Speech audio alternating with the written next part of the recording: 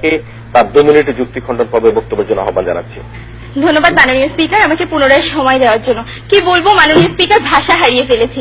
আজকে যারা সরকারি দল সংসদে এসেছেন তারা সংবিধান বোঝেন না, সংবিধানে অন্তর্ভুক্ত বিধানগুলোর মানে কি সেটা বোঝেন না। তারা বলছেন সংবিধানের অনুচ্ছেদ, সংবিধানের কোথাও 6 ক অনুচ্ছেদ 15 সংশোধনী পর্যন্ত আমার চোখে পড়েনি। তাহলে কি ওনারা গোপনে 6 সংশোধনী করে ফেলেছেন?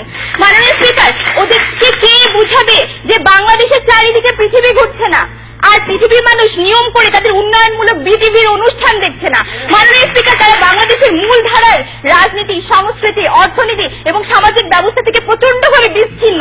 মাননীয় স্পিকার, তাদের ন্যূনতম বোঝার মতো ক্ষমতা নেই সংবিধান কি, সংবিধান কেন, সংবিধানে অন্তর্ভুক্ত করার বিধানগুলোর মূল্য কতটুকু। মাননীয় স্পিকার, তারা শান্তি চুক্তি নিয়ে অনেক কথা বলেছেন, অথচ শান্তি চুক্তি বাস্তবায়ন কমিটি পর্যন্ত এখনো পর্যন্ত কার্যকর হয়নি। মাননীয় স্পিকার, 2001 সাল থেকে পার্বত্য জেলাগুলোতে অপারেশন উত্তরণ নামে জারি করে রেখেছে একটি অপারেশন দল, যা আসলে নামান্তরে অপারেশন দাবানলি রয়ে গিয়েছে। মাননীয় স্পিকার, 1998 সালে 3 পার্বত্য জেলা পরিষদ সংশোধন আইন পাশ করেছেন ওনারা।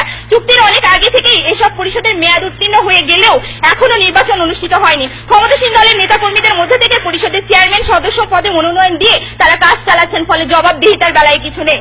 মাননীয় স্পিকার, তারা সেরা ক্যাম্প প্রত্যাহারের কথা বলেছেন আমরা এক বিভ্রান্তকর তথ্য দিচ্ছি। তারা 31টি চিঠি জেএসএস এর কাছে পাঠিয়েছেন, অপরাপর 35টি সেনা ক্যাম্প প্রত্যাহারের কথা বললেও এখনো পর্যন্ত কোনো চিঠি জেএসএস পায়নি। মাননীয় স্পিকার, মন্ত্রী এসে প্রশ্ন করেন হোয়াট এভার জেএসএস বলেছে তো কি হচ্ছে, জেএসএস কি সে সম্পর্কে আপনার ধারণা আছে?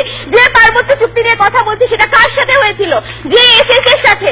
আপনারা বলছেন যে আপনাদের সরকার নিয়ে কথা বলতে। মাননীয় স্পিকার, আপনাদের সরকার নিয়ে আমরা বলছি, যদি পূর্বের সরকার ভুল করে যায় তার জন্য আপনারা ক্ষমা চাইতে পারেন। উদাহরণ হিসেবে দেখতে পারেন মার্কিন প্রেসিডেন্ট বারাক ওবামার ভাষণ, উদাহরণ হিসেবে দেখতে পারেন অস্ট্রেলিয়ান প্রধানমন্ত্রীর ভাষণ, কিন্তু আপনারা পর্যন্ত ক্ষমা চাওয়া তো দূরের কথা। মাননীয় স্পিকার, তারা সংবিধান বোঝেনও না, অন্তর্ভুক্ত করার গুরুত্ব অনুভব করেন না, কাজে তারা কি অধিকার রক্ষা করবেন, অধিকার রক্ষায় কতটুকু সচেষ্ট থাকবেন আমরা খুব ভালোভাবেই বুঝতে পারছি। মাননীয় স্পিকার, তারা বলছেন মানবেন্দ্র লারমা নাকি সভাপতি মেনে নিয়েছিল যে তাদের জাতীয়তাবাদ বাঙালি, অথচ তিনি সেদিন সংসদে ওয়াক আউট করেছিলেন। মাননীয় স্পিকার, তারা ইতিহাস দিয়ে বিভ্রান্ত করছেন, তারা তথ্য দিয়ে বিভ্রান্ত করছেন, তারা আজকে আমাদের আলোচনাকে বলছেন বিভ্রান্তিকর আলোচনা। মাননীয় স্পিকার, এমন যদি হয়